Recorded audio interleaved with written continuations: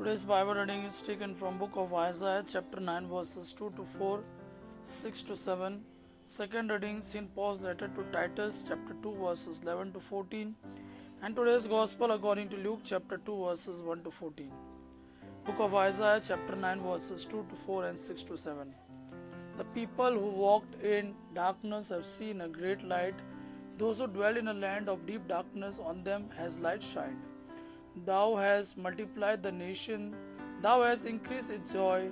They rejoice before thee as with joy at the harvest, as men rejoice when they divide the spoil. For the yoke of his burden and the staff for his shoulder, the rod of his oppressor thou hast broken, as on the day of Midian.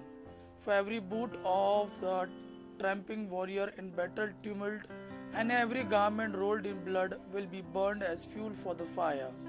For to us a child is born, to us a son is given, and the government will be upon his shoulder.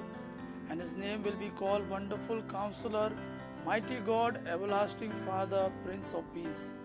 Of the increase of his government and of peace there will be no end, upon the throne of David and over his kingdom, to establish it and to uphold it with justice and with righteousness from this time forth and forevermore.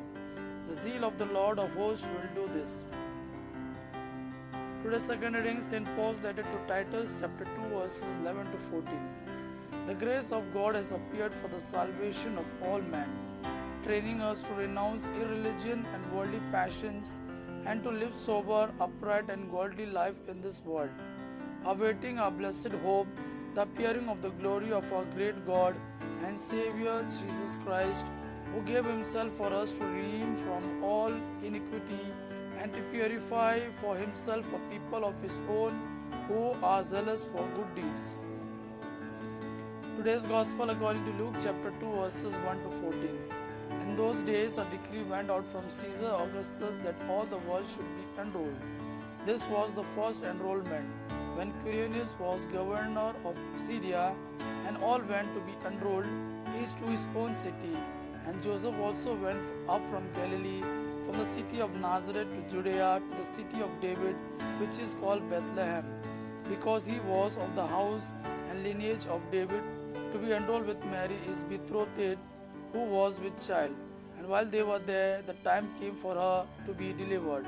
And she gave birth to her firstborn son, and wrapped him in swaddling clothes, and laid him in a manger, because there was no place for them in the inn. And in that region there were shepherds out in the field, keeping watch over their flock by night.